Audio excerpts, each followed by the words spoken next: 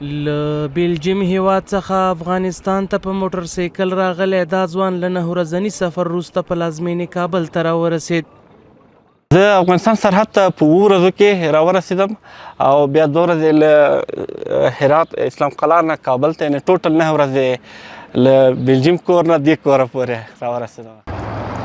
که څه هم د لارې په اوږدو کې له کږلېچونو سره مخ شوی خو افغانستان ته له رارسېدو سره سم یې ټوله ستوماني له منځه تللې. یعنې زه چې کله نږدې ولم د افغانستان سرحد ته ایران کې نو په ما باندې یو عجیبه غوندې د خوشحالۍ اوښکې را روانې به ولې په دغه کې نو هغه کیلومیټر هېڅ نه کمېده. کله به چې 100 کیلومیټر 80 به شو که نه نو ما به ډېر ورته کتل چې زر ختم شي او زه افغانستان ته ور شم نو ډېر خوشحاله وم الحمدلله. او څه رقم چې ما فکر کوو له هغې نه یعنې ما هغې نه هم ډېره خوشحالي احساس کړله هلته الحمدلله. نوموړی هوریت نیوز ته وایي جالبه خو راته دا وه چې په چک پوینټونو کې هغه مجاهد سرتیري ولیدل چې له نن څخه 6 کاله وړاندې چا ژوند کولو ته نه پرېښودل. چې زه کله د ایران له هغه نه راواوښتلم او د دوی له خندا ډکې خولې مې چې ولیدلې نو ما ته یو مسکا خوله کې راکړله. زه هم خوشحاله شوم او دوی هم بس ډېر ښه ویلکم کړلم او البته زما کارونه چې کوم پروسس یې په هغه کې همالته ملا صاحبانو ډېر کومک وکړ راسره ډېر زر زر یې راته کار خلاص کړو. زه ته ډېر ستړی او زر ځان وباسه له خیره.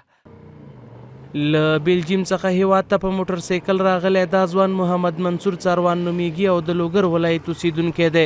څاروان وایي 6 کاله وړاندې بلجیم ته تللی او د افغانستان د امن او پرمختګ په تړاو خپرېدونکو خبرونو دې ته اړ کړم چې له یاد هیواد څخه غازي افغانستان ته په موټر سایکل راشم ترڅو د نورو هیوادونو او افغانستان امنیت پرتله کړم.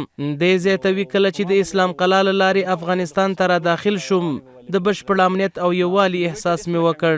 په خبره یې د افغانستان د اوسني امنیت ساری په بلجیم کې هم نه تر سترګو کېږي.